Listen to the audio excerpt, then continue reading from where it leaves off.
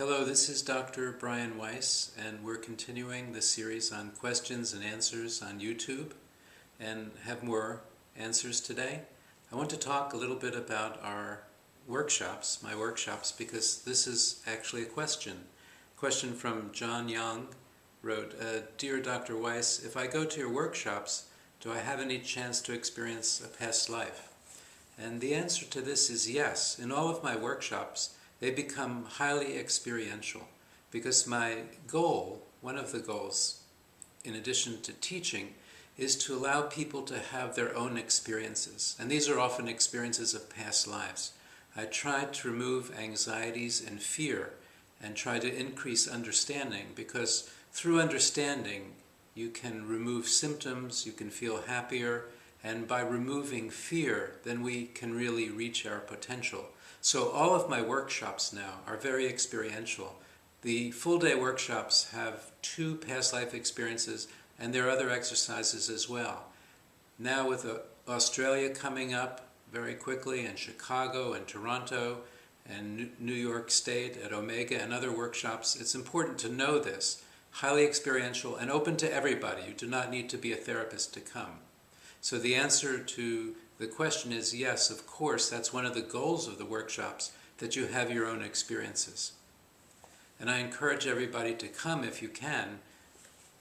Now, the other questions, one from Arushi, and several people have asked the same question. So some of the questions I'm answering, and reminding you once again that these are my own answers. They aren't necessarily from what I've read or other people's opinions, but mostly from my own experiences with patients and through my own meditations. And there are many possibilities other than my answers, of course. And this is about soulmates, and the question is, do soulmates have to be romantic? We hear about this all the time. Will I meet my soulmate?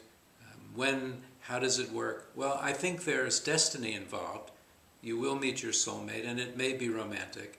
And then there is also free will involved, because your reaction to the events, for example, to meeting a soulmate, this is free will. So destiny is the meeting, and your free will is, do you stay together, do you not, and all the choices you make afterwards. But soul relationships, soulmate relationships, do not have to be romantic. They can be parent-child, grandparent-grandchild, best friends, and in many other ways.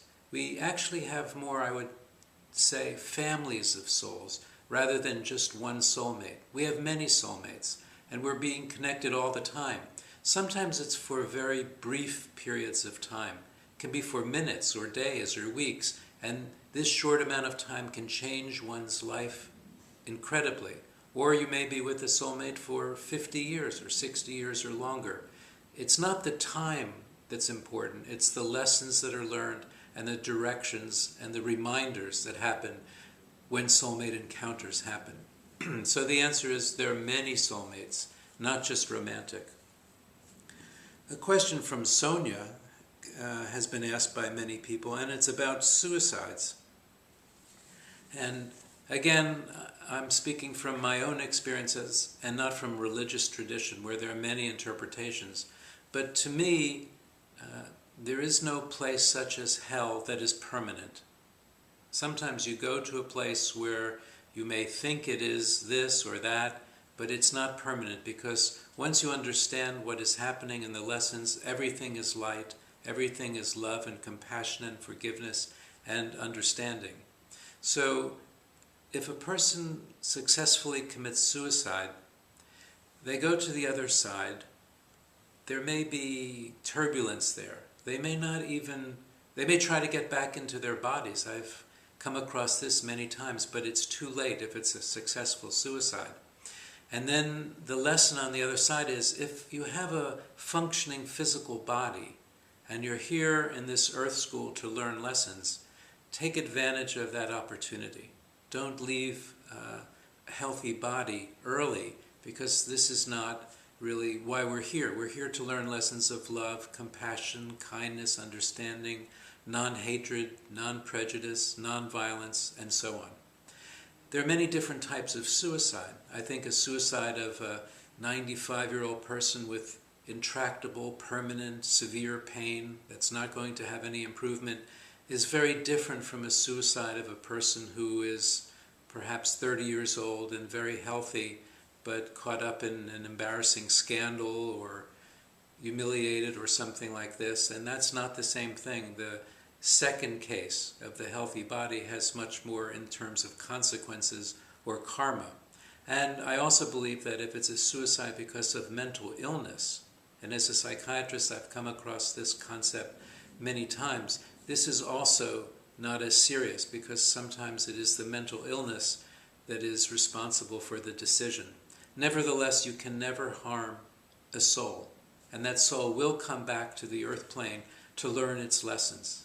I have found that there is a kind of commonality among suicides, and that is the soul is returned to earth more quickly. This is very similar to children who die. Their souls tend to come back more quickly. There are more lessons to learn. And so if a person commits suicide, on the other side they may realize, oh, this was not the solution, I should have stayed, worked it out, made other choices. They will come back. They will oftentimes be faced with similar circumstances as those that may have precipitated the suicidal decision in the first place, and they need to find another way of coping without harming a physical body.